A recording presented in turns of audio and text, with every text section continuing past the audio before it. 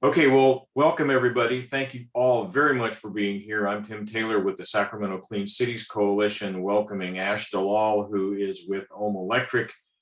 Ash has a vast background. You can see just a tiny little bit of it there on the welcome screen and the invitation that you all received. And he has a great presentation on the maintenance that's people should pay attention to relative to light duty electric vehicles. So I'm not going to take any extra time on that, Ash. I'm going to turn it directly over to you. I'm going to stop my screen. I'm going to share. You can share your screen and jump right into it. Perfect. Let me go ahead and switch over here.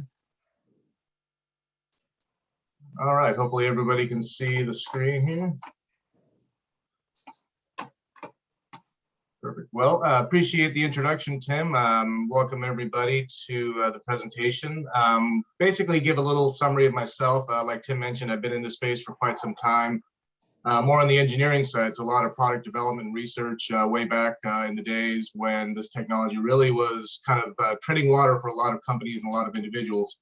So it's good to be at this growth curve right now, and hopefully the products and services that I'll be working on kind of take it to the next step. So battery electric conversions, as well as power generation systems and systems engineering, along with some fun stuff, with the vehicle dynamometer and things to kind of get me to where I need to be for controls and really doing this right. So my focus is more methodical, but still one that will hopefully take this industry to the next level and bring it down to regular consumers like you and me. So we'll open up some questions towards the end, but we'll start off with a kind of brief outline of the presentation today. So we'll start off with, what affects EV performance? So what are some of the metrics that really kind of boil down to why am I getting this much mileage one day and this much mileage the next day?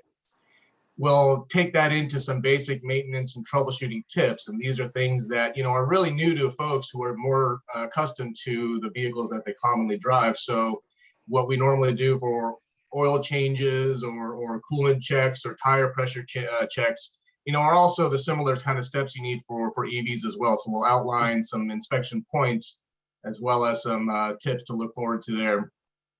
So that again will include some common inspection points, and we'll also talk about some frequently encountered maintenance issues around electric vehicles. Afterwards, we'll kind of talk about some what-if scenarios. We have a lot of understanding of this technology, but there are some scenarios that oftentimes, again, are different from one day to the next. And so we'll talk about, what if my vehicle doesn't charge? If I am consistent with my charging, but for some reason it doesn't work, we'll now understand, or at least take a look at some parameters that'll affect that charge capability. And then we'll also look at the biggest question, why is my regen not working? How come I'm not able to get as much power back, from, a deceleration or a braking event as I did before as well too. And so we'll talk about some of those things. And in the end, we'll open it up for some Q&A. So we'll hopefully get some more questions for folks, and we'll get some answers out in your direction. So we'll start off with, what affects, EV performance. And one of the major contributors to overall performance is weather.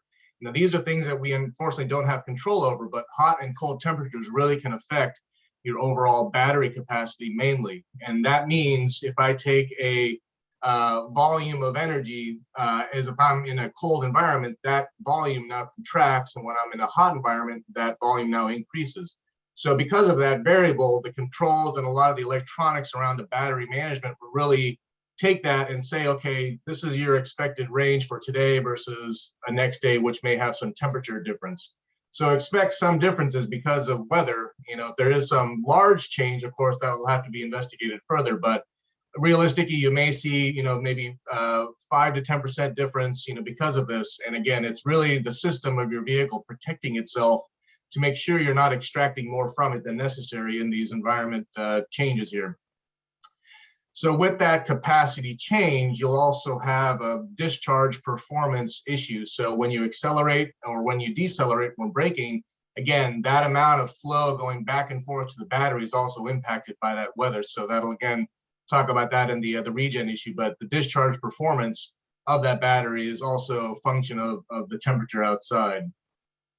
At the same time, the charge performance is also impacted. So if you plan on charging your vehicle overnight, when it sometimes is colder than it is during the day, that length of time might also be different compared to the day before, again, because of that temperature. And again, that's really your system kind of correcting itself and managing itself to say, because I'm at this temperature, I can only allow this much charge energy to go through. And that temperature, again, is also part of that control of that battery. Overall, environmental changes also impact your vehicle performance, and some of the environmental conditions include wind. So as you're driving, you may experience some efficiency or mileage differences or range changes because of wind going in your direction or going in your favor. Going in your favor means it's pushing you from the back, and going against you means it's coming up you at front. And that excess drag that's generated from that can also decrease your mileage range and affect your EV performance. One of the other things to consider about your environment is how and where you're driving. So if you're in a very dusty or dirty environment, a lot of that dirt and dust can contaminate, entrances to cooling passages for your radiator and some of the other heat exchanging components of your vehicle. So it's important to make sure that if you are in a heavy or highly dusty environment, that you periodically check those entrances or any of those openings in your vehicle to make sure that there's no leaves, dirt, or any contaminants to affect that cooling parameter. Again, that cooling parameter is, again, part of that overall vehicle control to say, okay, I'm allowed to cool this much. If that cooling is blocked or impeded in any sort of way, that could affect your EV performance as well.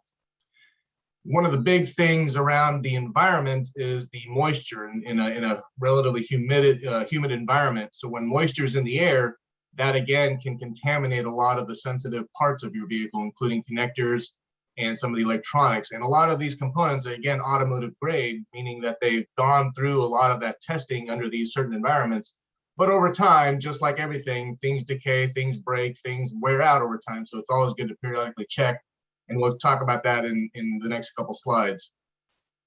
And one of the big contributors to vehicle health that is still in investigation or still being kind of quantified is your overall vehicle health. And so a lot of your mileage ranges and expectations really vary based on your duty cycle, meaning if I drive in the city versus if I drive on the freeway, if I charge frequently or if I charge infrequently, those metrics really can affect your battery performance and your overall vehicle health. So again, that's a function of your maintenance. Again, if you look at all the parameters that's involved with your specific vehicle, double check those. If there's a certain frequency at which you have to charge, comply to that as it's shown on the owner's manual.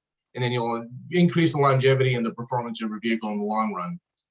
And then your overall vehicle maintenance too, the things that we also take control over in our regular gasoline or diesel engine vehicle, the tire pressure and things in that sense are also of importance here. So your vehicle health is a big function of that maintenance. So here's a couple of tips, to really promote that vehicle health. And the first step is really get a firm understanding of your owner's manual. Each of these new cars is each company's own slice of pie, basically. So they have their own unique way of controlling things and doing things. And that's all a function of all that hardware inside the mix. And so certain batteries that need certain cooling, certain, infrastructures that need some formal maintenance structure of some sort are all defined in your owner's manual. So take some time and review those and see what frequency, meaning how long you have to do it or what are your increments that you have to inspect these points are. And follow that to make sure that your vehicle lasts, as long as you'd like it to. And we'll talk about some of the inspection points using this motor example here. So this is an example of a Fiat 500e motor and drivetrain. So this is the part that actually moves the vehicle, the electric motor and the gearbox. And one of the common inspection points include a lot of the electrical connectors and grounds. And so just like your fuel that goes to your engine, those fuel lines are all part of the system that allow the fuel to transfer. It's the same thing with electricity. Those electrons are going through wires and cables that always have some form of connector at the end. That is subject to potential damage due to humidity and some of the environmental issues. And so it's always good to double check those, again, in accordance to your owner's manual. Here's a couple of examples of what can happen on the outside. We all are familiar with our 12-volt battery in our traditional vehicles and how those ends sort of corrode and have that gunky stuff over it. Those require periodic checks on the EV as well too, but internally you may experience over time some dirt and contamination coming into your connectors, which will probably be better left to service technicians. But if you do experience some performance issues or some error messages on your screens of your vehicles, this is something that would also be a suspect that unfortunately isn't visible on the outside, but visible once you take things apart. One of the other things also is the coolant and the coolant levels of your vehicle. So these hardware pieces, the motors, gearboxes, and such, all rely on the same cooling philosophy as your traditional vehicle, in that they have oil or some form of coolant to evacuate that heat. If that medium isn't there, then you build up more heat and your overall vehicle becomes a lot more inefficient and subject to potential damage. So it's always good to check your cooling levels as well as those connections to make sure there's no leaks or any cracking or any other decay over time. And here's an example of some of that damage. If you look on the outside of that pipe here, not really too much to see, but on the inside, there's a lot of that corrosion and a lot of the impediments that will restrict that cooling to flow through. And that's also a function of any leaks and things that allow that air to come in. So if any air will also trigger some of these contaminations and result in this, that again will impede that flow.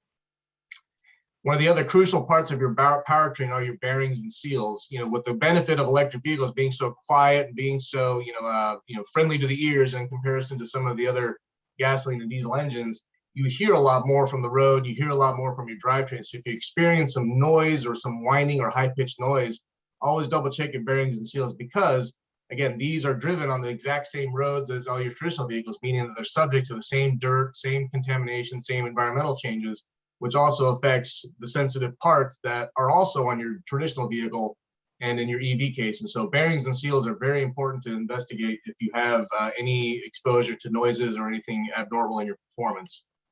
And here's an example of how that can happen. In the output case of that transmission here, it's a dynamic seal, which encapsulates all the oils inside of the gearbox and prevents it from going out as the vehicle is rotating.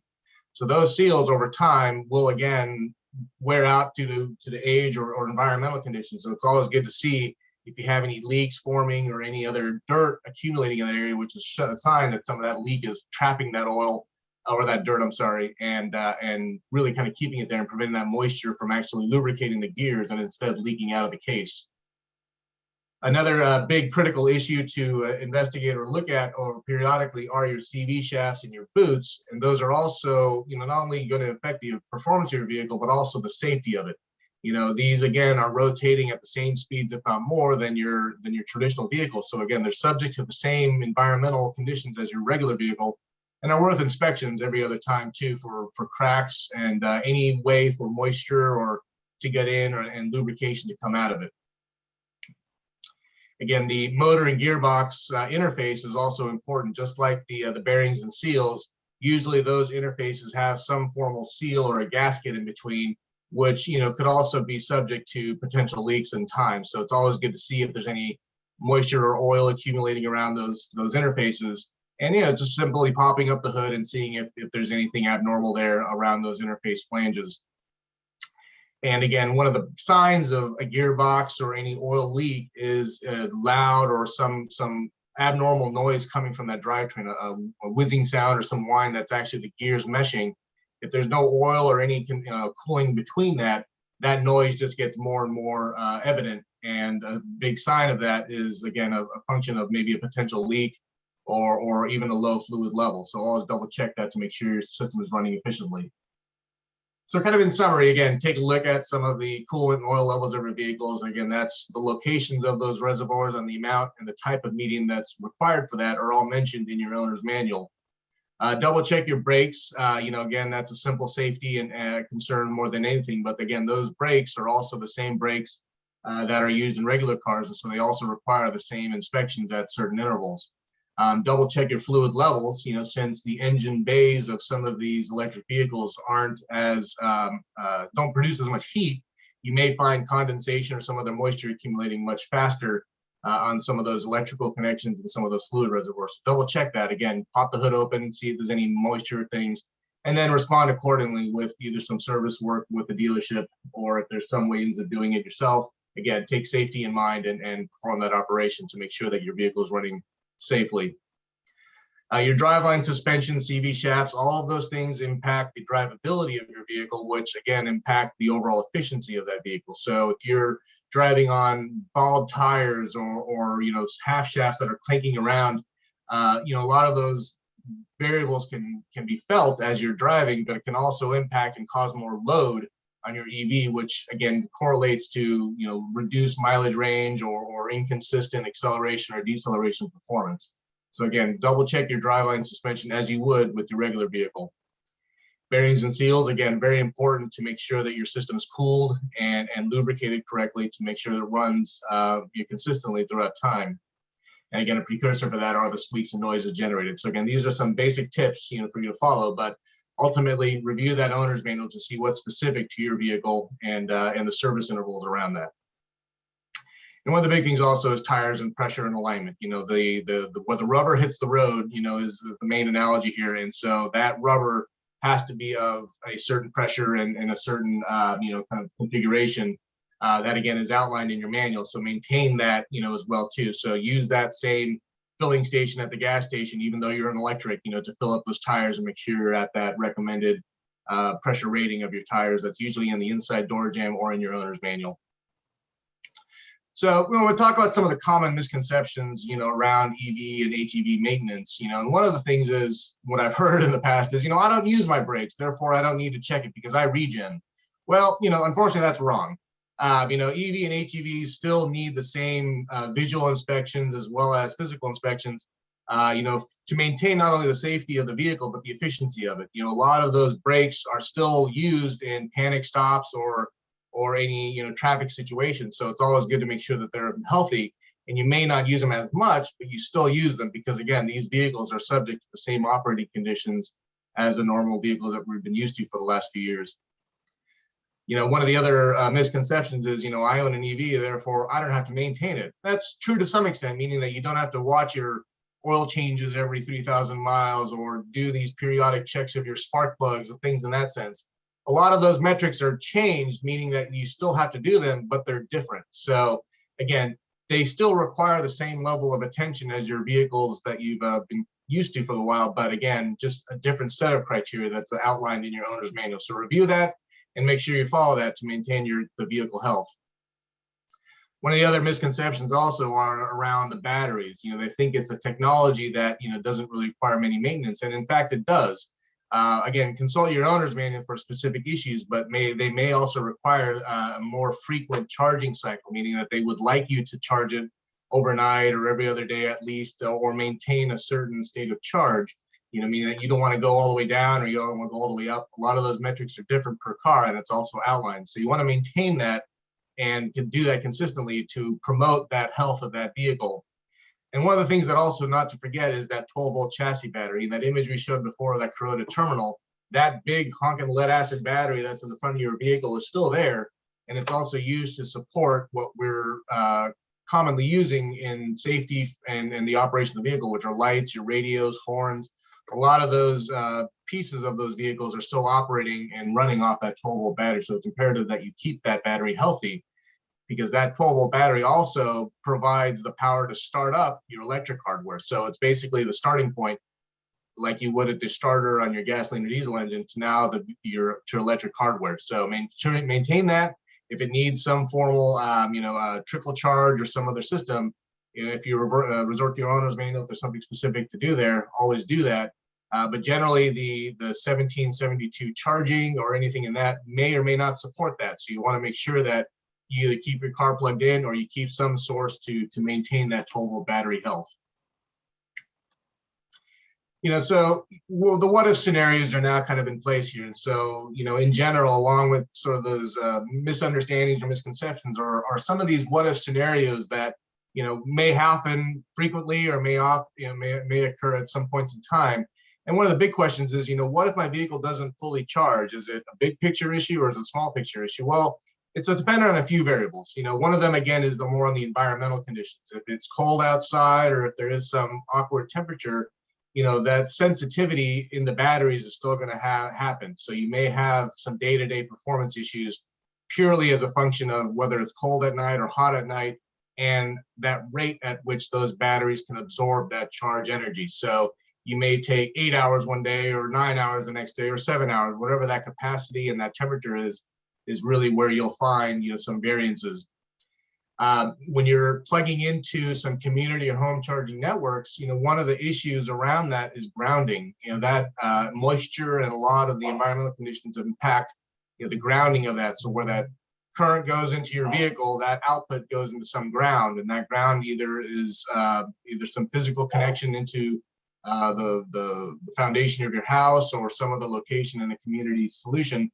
But those are also needed to be inspected. So if you have any issues around that, either consult with your facilities or an electrician to see if your grounding points are impacted. And that would be a more of a consistent issue. If you're having this problem more frequently or in more times than once, this would be a common inspection point.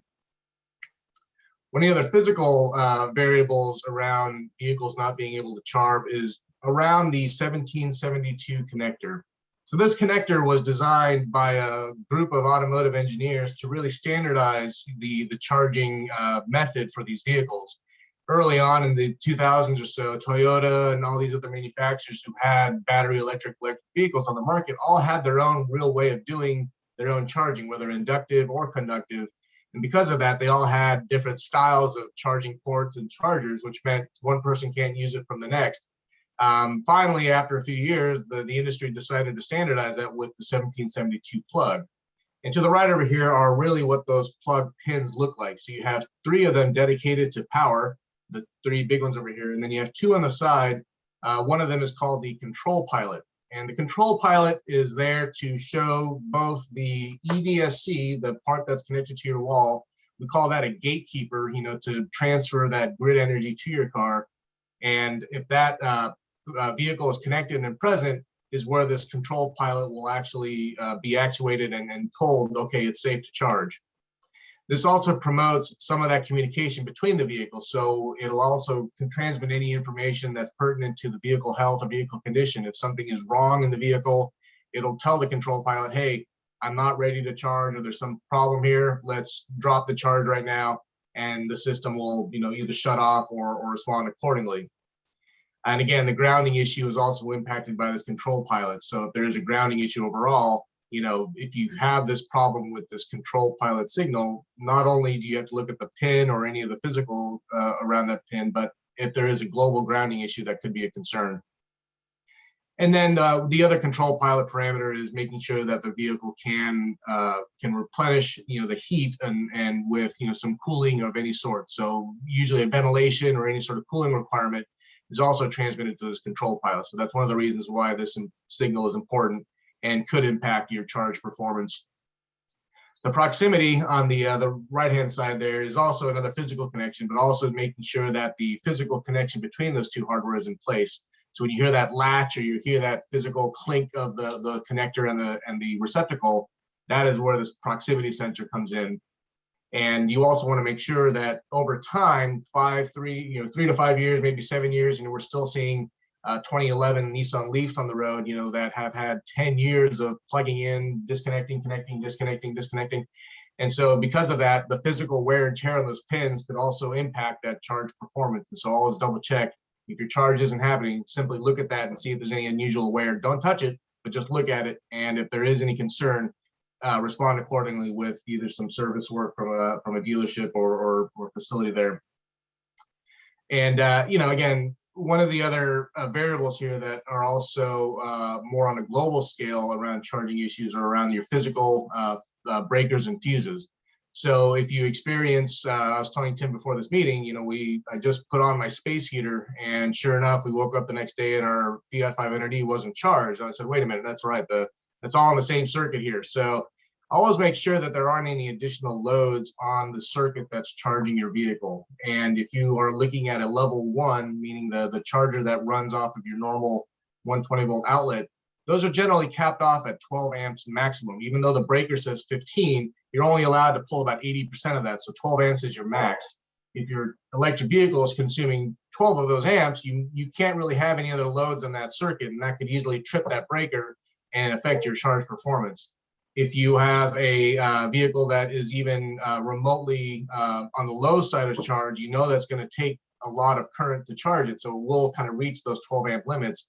But towards the end of that charge, it may not require as much power, but it's still you have to be cognizant of any of the loads in that circuit, regardless of whether or not it's charging from a low SOC or a high SOC.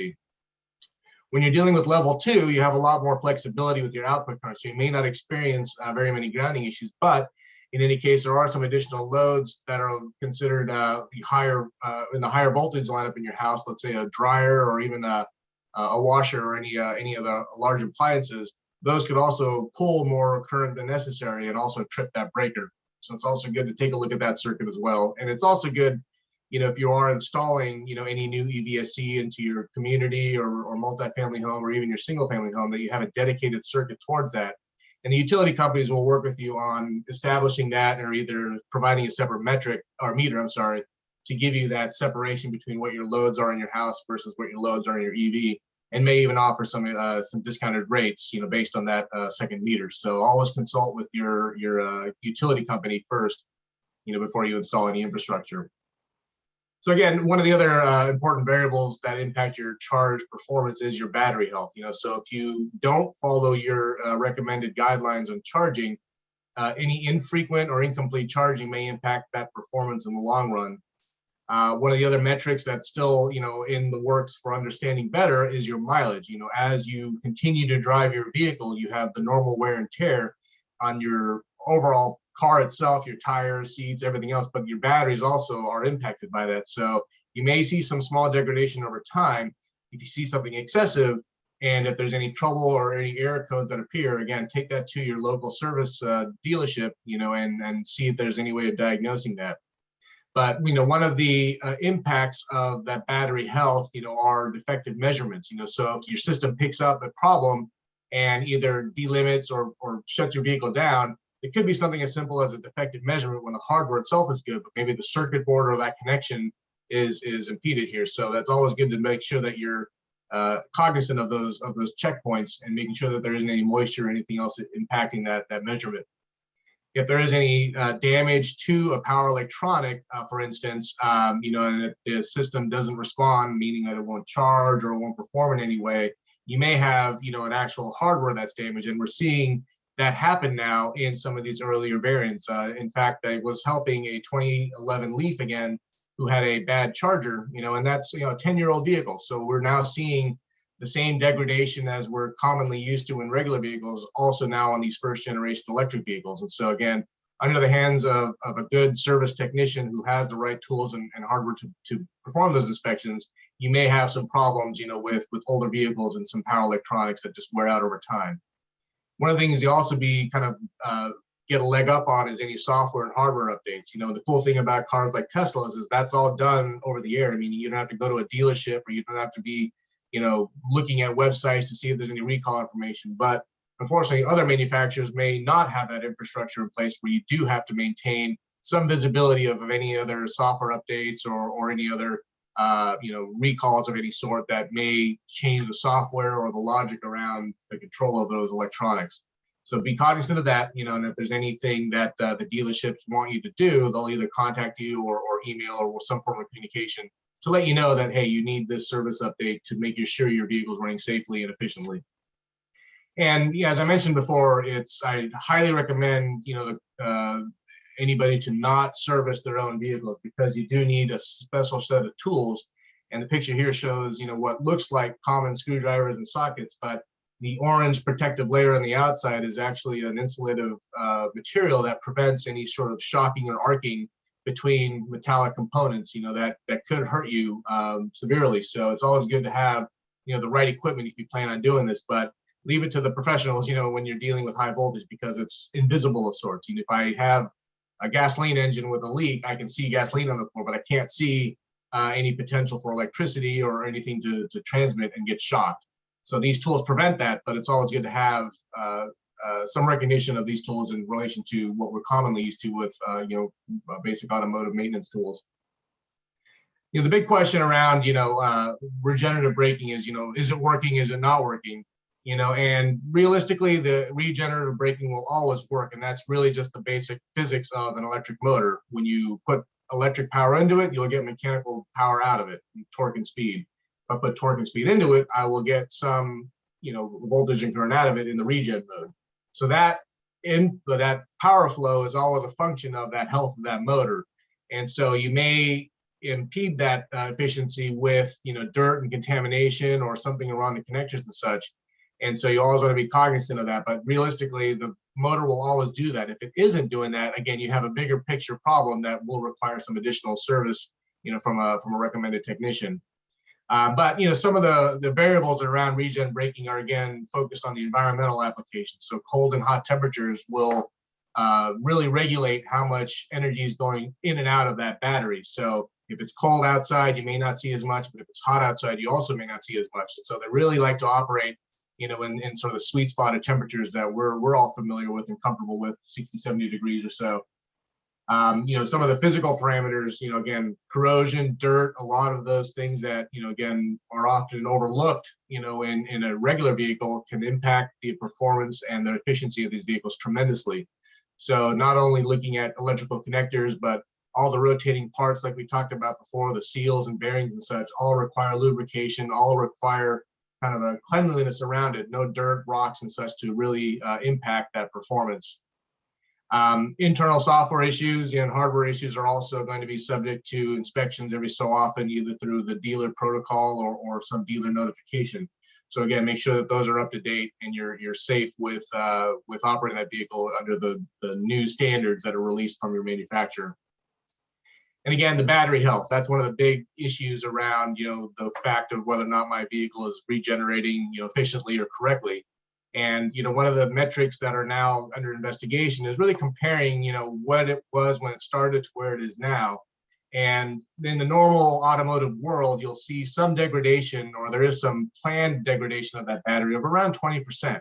So, over maybe 8 to 10 years, maybe 100,000 miles or so, if you start off with 100, you'll end up with 80, towards the end. And that's sort of the guideline. But again, what happens in between is really just a function of how you use your car. So again, refer to your owner's manual to make sure you're charging in the right accordant frequency. If it's daily, weekly, every night, whatever that is, follow that guideline. And if it's also don't charge, with a fast charger. Early Nissan Leafs, for instance, recommended to not charge using one of the fast chargers frequently because a lot of thermal problems that go around that, versus Teslas that say, hey, charge using the fast charger as much as you want. So different batteries, different control logic, different manufacturers, different standards. So look at those metrics on your owner's manual and double check and make sure you follow that guideline to make sure your vehicle's safe and works efficiently in its lifetime. So open it up for any questions, and if there's any other big picture questions you guys have, here's my contact information. My facility is in Dixon, so to the west of Davis, just a hair. So if you guys have any other questions about conversions or anything else, definitely keep in touch with me. Otherwise, if there's any questions on this presentation, I'll be more than happy to answer. There was a question in chat about if there is a standard EV, let's see, is there a standard EVSE industry warranty period? There was another question, is there a standard EV components warranty period? That's a good question. So EVSE warranties are really up to the manufacturers. One thing you'll notice is this large separation of pricing between the two options. So you'll find companies like Clipper Creek or things in that sense have products that are in the $300 to $400 range versus what you may find on Amazon that's in the $100 range. And you're thinking, well, why is there such a large differentiation? It's really because of the certifications. So what we commonly plug into the wall also requires a certification from either UL or some national standard. That standard costs a lot of money and takes a lot of time, and there are only a handful of companies produce products that have that certification. And that certification can also relate to a warranty, meaning that, okay, it'll be operating outside 365 days a year for X amount of years. Therefore, I'm going to have a warranty of 2 years or 60 days or 90 days, whatever that is, versus a non-certified or a non-compliant piece of equipment that may functionally work, but may not have those certifications. And that could anywhere between 30 days to 60 days. So a lot of that standardization is really a function of that hardware you're selecting. So double check that before you make any purchases and really understand what am I getting for that money, the $300 version versus the $100 version. It's really the safety and the operation of that in the long run. Another question came in about and I think this is something I'd like to also explore just a little bit with you, and that is, the question was, does your company offer EV maintenance services? And I wanted to ask it in a slightly broader context, and that would be maintenance services. I'd like you to say a little bit about your conversion services, and then whether or not an entity could say, I need you to come in and train some of our people at our site. Could you sort of cover what could happen at your site and what could happen at somebody else's site? Absolutely, yeah. No, I appreciate that question. So my business is, a culmination of, well over 20 years of doing this in the engineering space, and that involves, research and development all the way down to working with customers and understanding why their particular use case isn't working for them, either functionally or technically, whatever that is. So with all that together, this business is definitely going to help a lot of the EV community with service work that normally can't be performed by normal dealerships. We're always accustomed to the normal dealership realm where it's in and out. I know I have a problem, I simply replace the part, wipe my hands off, move on to the next car. But with electric vehicles, on the other hand, you may have some complications. Case in point was a 2015 Fiat 500e that a customer came up to me about that had a battery within that whole system that went bad. The dealership replaced that battery more than twice, only to find that, hey, they're having the same problem again. And what was now a $40,000 car quickly got scrapped because they had no idea what was going on and this battery kept failing on them. And realistically, it just takes a little due diligence to understand, okay, that battery also needs to be matched and balanced, with the rest of the pack. And that requires some extra tools and some extra knowledge, of what actually is going on. And that service is something that I'm also going to be providing in probably beginning of 2022. I'm still waiting on some tooling here to perform those things, but EV service is something that I will be helping with eventually. But if there is a certain specific case that you're dealing with, be more than happy to help you diagnose and see what the situation is and give you some recommendations until I get that right hardware. One of the other questions was, training. We are at a point in time where fleets and a lot of businesses and communities are looking into this technology simply to displace, this fluctuating high cost of fuel and oil with something that is a little bit more fixed and a little bit more eco-friendly, and that's great. We see a lot of this integration, not only in the car side, but power generators, solar integration. A lot of this battery now is deployable in all these different directions. And part of my effort is to not only support the skunk works of sorts where you're designing and prototyping, for small products and such, but also on the training side. There's a lot of metrics that, again, as an internal combustion engine mechanic or any service person may be used to is, similar but different, in our application. So part of my effort is to support individual fleets and such with any individual training. So basically, I would go in, understand what your application is, what products you're dealing with, and then contour any specific training program for that. And I've worked with a lot of fleets ranging from 1 to 2 guys all the way up to 100 guys, and really it'll help me kind of understand what technical level they're at, but also help me present information that's more pertinent to their specific application. And that'll include some of the generalizations, a little bit of theory to really kind of bring it all together, but also correlate to what we're normally used to in the ICE world or the internal combustion engine world. So quickly, yeah. Could I just ask you, would you, you went off of your slides. I'd like you to put up that last slide with your information, please. And then, so that clearly, then your answer is, of course, you can do work at your own site and also go to another site for both troubleshooting and training. That's correct. Yeah. So let me see that. Yeah, there you go. Then another question that came in is, are there standards to utilize the low voltage or high voltage systems for upfitting purposes? Yeah, so one of the emphasis that I want to focus on with my effort as well too is maintaining, what has already been established in the automotive world for standards. So we'll take a look at just even the 1772 charging standard. We'll still see systems on the ground from home conversions or even some small conversions that still rely on the regular extension cord. That's all well and good, but the safety of the 1772 standard was established to prevent any concerns around the connection or the charging of that vehicle, and those are rightfully so, and they've been in place because of extensive testing and a testing evaluation. So the goal for my effort in the conversion world is to comply with those standards, including 1772, using automotive grade hardware that's subject to the same contaminants and environments and operating conditions as our regular vehicles that we drive, and then execute that with a custom solution per vehicle. So what is normally done in industry is you take the important variables like your weight, how you're going to be driving it, where you're going to be driving it, and also other loads that you might anticipate, bigger radio, lights, GPS, things in that sense, are all kind of quantified and then replicated in this virtual space where I can predict, what sort of capacities you'll need, what sort of performance you'll need from that battery and motor.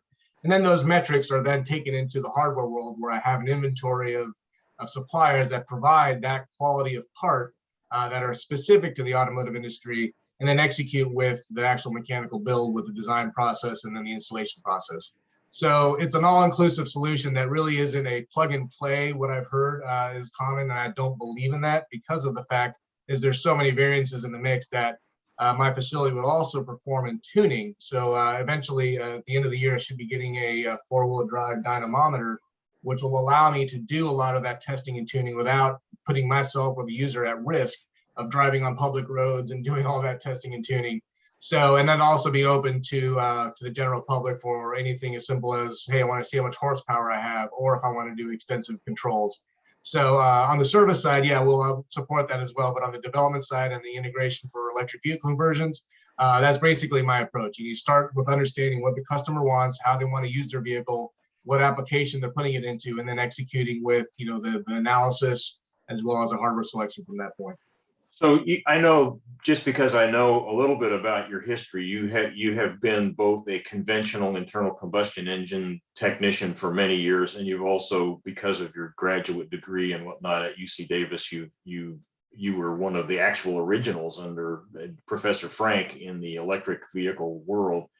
And so one of the questions that came in relative to that is, can you talk a little bit about what the difference would be, or is there a difference? How does the shop that a fleet operator has, how does that shop need to change from being an internal combustion engine shop to being an electric vehicle shop? What kinds of things does the fleet manager need to be thinking about relative to what is my shop going to need to look like? What do I need to do to make my shop EV ready? That's an absolutely great question. And, I'm confronted with that question quite a bit. Early on in the history of the development of this technology, the fleet world was relying on similar systems in the industrial world that are revolving around 50 volts and below. So you'll commonly hear the 48 volt battery pack or the 48 volt motor. And the reason for that was purely on the safety side. The OSHA, the Organization of Safety and Health, set standards to say anything below 50 volts doesn't really require the safety and the due diligence needed to perform any work. Anything above that, which is now where the migration of the market is going towards with a higher voltage, anything 50 volts and above, where we are in the automotive world is in the 200 to 400 range, does require an emphasis on safety. And that safety is really a function of the tooling and the software and hardware you need to get there. And one of the slides that I showed earlier, let me see if I can pull that up again here, is, this guy here. Where did it go? There we go.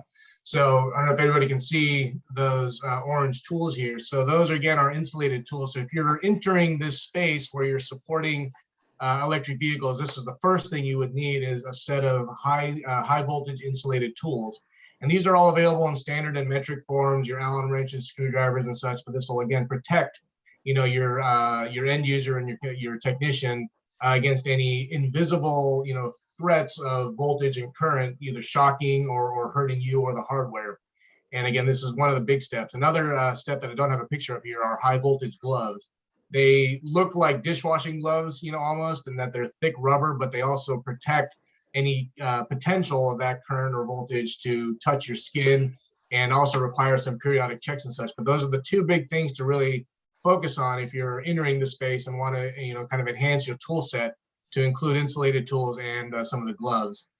One of the actual last pieces that you would need really is, the suitable hardware, which means the laptop and software. A lot of these vehicles, unfortunately, don't have physical measurements like we did before. What we're commonly used to before of fuel and coolant and oil. Now you have voltage and current and maybe some oil and maybe some coolant. Those things I can visually check.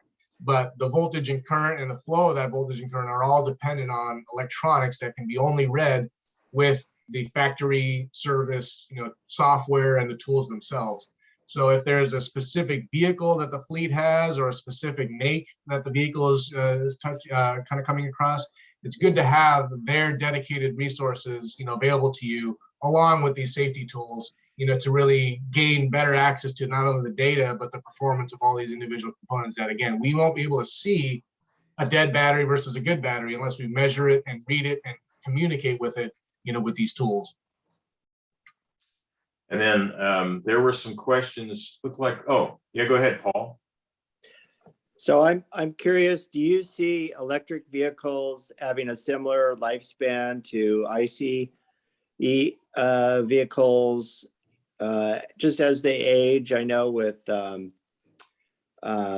gasoline powered cars, the engines do last a long time, but eventually they wear out. And by the time that happens, usually everything else in the car sort of wears out, and that's kind of the end of the line for the car. And I'm just wondering if you have any sense on how that would compare to EVs and just looking at battery life and the whole car. Absolutely. Yeah, that's a great question. So, having experience in both ends of things, I definitely think there is going to be not an extended life, but a little bit longer lifespan, with some of these electric vehicles. And the reason is the parts that are involved in an EV are much less intense than they are in the gasoline world. So in a gasoline world, if I can really only assume to get about 35% efficiency, meaning that if I have 100 amounts of energy going in, I'll only get 35 out of it. And that's been the case for the last 100 years. Automotive industry is striving to take that to 36, 37% by introducing turbos and all this new hardware and such. But that 60, 70% remaining is heat. That heat is then propagated into the engine bay, touching your cooling system, your paint, your wires, all your rubbers and everything else around that. And that literally is what impacts the reliability and the longevity of those parts. So the more you drive, the more heat you generate, and the fewer times you service and care for those products, again, you're now taking away from that overall lifespan. Since electric hardware doesn't have as much of a heat imprint, you don't see as much degradation along the sensitive parts around the coupling of those parts, the wires and connectors and such. Even though they're subject to the same environmental conditions, the length of that is sort of extended because of the fact that you're not putting that much heat, into these systems, because now you're dealing with power electronics that are upwards of, 85, 90% efficient, meaning that if I have 100 amounts of energy going in, there's only 10 of that I need to dissipate into the cooling system versus, the large cooling loads that are necessary for a gasoline or diesel engine. So in the long run, I think they're going to last a little bit longer. You may not see as much wear and tear, but again, that's also a function of your driving style. I've seen, two comparable vehicles of similar vintage on the used vehicle market. One that was driven on the city, one that was driven on the freeway. The freeway one didn't have as much wear and tear along the physical contact surfaces, steering wheel, seats, and such, because I'm only sitting in there for a certain amount of time, versus a city car that I'm getting in and out of more frequently. I'm turning more, I'm doing a lot more activation. So the leathers, the fabrics and such are a little bit more worn. But they both had similar mileage. And again, the battery health and such are really kind of the focal point. And the only real way to retrieve that information is through some factory service software and such. So anyway, long story short, I think, yeah, there's going to be a little bit of longevity involved with it, but taking into account sort of normalizing the driving cycles and such between the two, I think there would be some promotion of life, in an EV compared to a gasoline engine. So we had a couple questions that are sort of along the lines of the equipment and whatnot. One was, do the tools, those orange coated tools that you still have the slide up on, do they need to be certified in order to be qualified as to have the orange coating on them, I guess? And then the other one is, are there vendors that do repairs to battery packs as opposed to having to buy whole new battery packs? Absolutely, yeah. So the first question about the maintenance of these tools, that is very crucial. Just like you would wipe down your ratchet, for dirt and contamination, you would also perform that same check on these tools, but you'd also inspect that to see, making sure that all your insulation and some of that rubber isn't damaged or hurt in any sort of way to make that metal on metal contact. Underneath this rubber insulation is the same tool that we're commonly used to, but instead has this all-encompassing layer of protection around it that's compliant against water, oil, some of the normal automotive fluids. But just like everything, over time it will degrade or become a focal point for inspections, and that's simply because I'm using it. I could drop it, I could misplace it, I can put it in the same environment as any other tool. So these do have some inspection point, and if a certain fleet or a certain group is using it more frequently, that inspection frequency needs to get more and more closer. So for instance, we were working with a group that did particularly EV service work. And so they inspected these tools daily, being sure that that potential threat can happen every single day. But before you start your workday, you gather the tools that you'll need for your specific job, do a quick visual inspection on such if necessary. But there are also other end of things where the gloves, for instance, if those gloves have holes or any other rips or tears, that can allow that electric power transfer to your skin. So there are tools especially available for equipment like that. And that's almost like a little tube that you slip the glove around, you blow air into it, and you can kind of detect if there's any leaks and such. If there are leaks, you basically throw it away. Those components like gloves and such also have sort of an expiration date because they are made of a material that could degrade over time. So they may say compliant for a year or compliant for 2 years, whatever that is. That frequency it also should be maintained from a fleet manager or fleet support service. There are some third parties on the market now that involve providing that service more frequently, almost as if the companies that come in to replace your floor mats and some of the other consumables in your house or your business, those services are also available to businesses and such to perform those safety checkpoints and inspect those things to give you sort of a certification of sorts to make sure that it's useful on a day-to-day basis. And so there are some resources out there. If somebody needs help with that, I can certainly guide them in that direction. But definitely look at how frequent you're using the tools and what tool you're using, and then develop a more consistent strategy to perform those visual inspections at least. Relative to reaching you, would you be willing to have your phone number made available? And in that, absolutely, yeah, I can. In that regard, if you update that final slide, when I post everything, by the way, everybody, I will be posting all of this. I put this in the chat. I will be posting the presentation and the recording in the Sacramento Clean Cities website events tab, which is cleancitiessacramento.org. And there's an events tab where this will be posted in another day or 2 or 3, along with the recording. And if you put your phone number in there on that slide, people, I guess, would see it right now. But this is a PDF, I guess. You need to send it. You'll need to update it when you send it to me so I can post the updated version. Absolutely. I forgot to do that. I apologize. So then a couple more questions that came in. One of the questions was, are there people who repair battery packs or if there's a bad cell or something like that? Is that kind of service available right now? In this particular Northern California area, there's a handful of folks that are trying to do that. One of which is Battery MD. I know they've been in the business for about the same time, about 20, 30 years almost. They're more focused on supporting the companies for research and such, but I knew at one point they were trying to get into the space. I myself with OHM is also trying to get in that realm too, and like I said, trying to get the right tools and hardware by the beginning of the year, hopefully. But right now I do have some basic tools to give sort of an assessment, and we'll hopefully get to the point physically to perform those changes by working with the suppliers and such. But unfortunately, I haven't found very many other people in the area that focus purely on battery replacements and such. The dealerships, again, are more focused on getting products in and out as quickly as possible, so they may not have the time or the resources to do that sort of work, and also the tooling to do that work. A lot of companies may not have the access to those high voltage insulated tools or gloves, and so to build up that inventory is pretty costly. So I should be able to do that myself within the next few months, but unfortunately I haven't found very many people other than the dealerships to do that sort of work specific to the manufacturer. So a question that came in relative to being able to do diagnostic work is, do you have access to the manufacturer's coding for troubleshooting? I guess this would sort of be like having a code reader for for the ECM on a conventional car. I do, yeah. In fact, I just upgraded a couple of tools to give me access to factory developed codes, but also gives me a means to download the factory specific hardware or software. So while Nissan has their own, GM has their own, and Ford has their own, all of those can either use their own specific tool, or what I have is sort of a general tool that I can rent the software for a day or 3 months or whatever the duration, or even a year sometimes. And tools like that exist, and I can provide some of that hardware to folks if they're interested, if they want to email or contact me.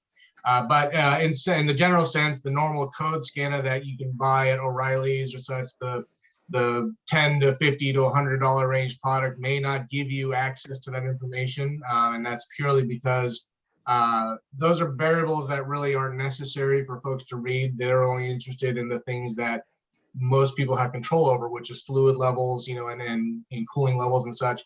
They don't really need to worry about, whether or not my cell is a problem, because if that's the case, you're going to have to take it to the dealership. But for those who are interested in that specific logic, tools like that exist, but they're upwards of $3,000 to $5,000, and the packages to download are roughly $30 to $100 per day. So once you have that hardware, you can then download, the specific manufacturer's software, and that'll give you more detailed information about, your cells, your modules, and anything else in your system, and perform those checks based on that manufacturer specific, protocol. So another question that came in is, can you talk about the crystal formation in batteries? That is there an issue there? I'm not familiar with that issue, actually. I'll be honest with you. Certain chemistries. And what do you see in the future of battery technology, I guess, relative to that issue? Yeah, no, that's a great question. So crystallization, occurs in certain chemistries where you have your electrolyte, and you have your your three kind of components of your battery. Your insulator and your positive side and your negative side. And so in between that transfer, if you do that more frequently, or you do that under extreme conditions, whether it's cold and hot, that transfer of electrons really separates, or kind of deals with that bond between those three layers. And so crystallization occurs when that transfer occurs more frequently or more intensely than normal. Those are physical parameters that aren't really seen from the outside. When you see that big black box of your battery inside your vehicle, you may not be able to see that crystallization, but you will see that in its performance, in that you'll see some degradation of your capacity. You may not be able to accelerate as much, or it might get into this rabbit or turtle mode where it slows things down. And those parameters can easily be detected with the right hardware and software, but physically on the outside, you may not see anything like that unless you are dealing with the chassis 12-volt battery, which I had that slide of before. Let me see if I can pull that up again. This guy over here, let's see, that guy right here. So, the crystallization also can get down to this level, where the oxidation, the amount of oxygen along with those contaminants, can create a lot of this impedance on that connection, that physical connection. So, if you look at and overall, it's really specific to that battery and the chemistry, but also its operating conditions and such. And it is a concern, but the really visual, or the understanding of that, is really a function of if you're seeing any differences in your capacity or performance, then you would have to get down to that level. I'm sorry. There's another sort of double question. Not the two components are not specifically related to each other, but can you talk a little bit about your fee structure, how you would approach troubleshooting, going to a site, troubleshooting fee structure, and also an unrelated but in the same question, is there sort of a lifetime difference if you're using level 1 versus level 2 versus DC fast charging as your standard charging strategy? The first Yeah, one, so- structure and then charging strategy.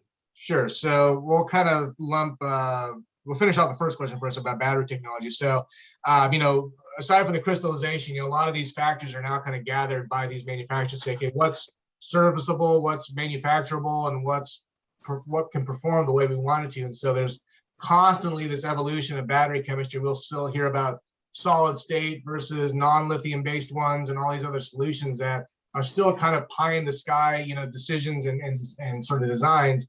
Once that actually matures to a point where it becomes an automotive product, something that you and I can touch and feel and execute on a vehicle, may be about 3 to 5 years, but we're now seeing that interest because of this excess demand. People are now looking at this technology as a complete replacement for combustion engines. And so now the focal point for OEMs as such is to go in this direction. And we're already seeing GM and Ford and such claiming that they're going to become all electric by 10 to 15 years, which is a huge change. But in that strive to get to that point, they have to look at technologies that are not only available to them, but also meets their performance needs. And so we'll still kind of see this exponential growth in that cell technology and research. But the next question about the fee structure and such, yeah, I mean, that's all kind of on an individual basis. And so what I've currently been doing is consulting with folks who have problems like this, and depending on the time frame, it could just be a simple code scanning and such, and those are usually performed, for free. And then if there is any anticipation for work involved, and then I kind of go into an hourly rate beyond that, as well as the product or hardware replacement cost. So a typical structure like you'd find in a normal car manufacturer or a car dealership of sorts, the assessment is usually, a simple operation that's generally compensated for, when the actual work is performed. But a quote is then provided, with the level of service and the hardware, cost. And then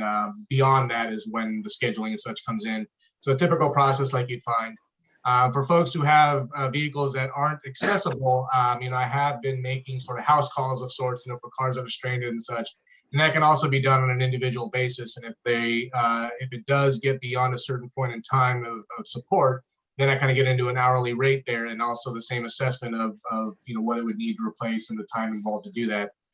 For folks who have vehicles that aren't movable or something and do need that support, those vehicles can also be brought into my facility in Dixon, with towing and such as well too. So I myself have, a couple of vehicle lifts, all the welding equipment, fabrication equipment, as well as all these tools to do that. But a lot of that stuff is available to me remotely, so I can take those with me to make those assessments, on the spot as well too. So if there is any specific fleet or individual need, I'll be more than happy to either go there or have you guys come here, for that assessment. So, and that's really how the fee structure and the support works. And then there was the final question, and then I think we need to wrap it up. And that was the impact on your battery life, depending on your charging strategy, level 1, level 2 versus DC fast charging. Yeah, no, that's a great question. So in the analogy I provided before about, let's say, an early first generation 2011 Nissan Leaf versus a more modern Tesla, both of those have two different styles of battery technology. One is a more lithium iron phosphate or nickel metal cobalt, and versus another more variant of nickel metal cobalt. So a lot of these are designed to deliver power quickly to support that electric motor, but also store all that energy for your mileage range. Way back in 2011, the Nissan Leaf didn't have as complicated or as comprehensive of a cooling solution. It was purely airflow that brought air in, cooled the battery, and evacuated that heat and the outward or output. So because of that, they didn't want consumers to charge, rapidly using that fast charging system, because now in the fast charging case, I'm dumping a lot of that electrical energy from the charge much faster. That equates to heat that can't be dissipated fast enough through that normal cooling circuit. Therefore, they say don't do it as frequently. You can, but every so often rather than every single day. And that can easily impact the battery health, because those three little parts of that cell are now transferring that energy back and forth more frequently. It's almost like punching a wall. As if you get more and more involved with that, you'll see those dimples, and those dimples get larger and larger and more severe, where that contact area now lessens, where you get crystallization, you get a lot of these impedances that detract from that flow and really perform that disservice to that battery. Versus, some of the newer cars that are more involved, have more complex cooling systems and management systems that say, yeah, you can go ahead and do it, and we'll kind of protect ourselves. We'll know how much to take in. We'll know how fast to do it. We'll know how to thermally and physically isolate and protect these systems. So go ahead and do it more frequently, and that's again a function of what your actual manufacturer suggests in your owner's manual. So in a global average of sorts, it's always good to keep your batteries charged, and usually through a level 1 or level 2 is not a problem. But generally level 2 is a little bit more efficient because you are now dealing with a higher voltage, higher current, but it also minimizing that time. And time, of course, is more valuable to folks. And so if you're looking for a good solution that's all encompassing, both good in time, good in performance, level 2 is the way to go. But again, that's kind of a function of your owner's manual, what they actually suggest, and that's again a function of the battery chemistry and the strategy they have, particularly for that vehicle.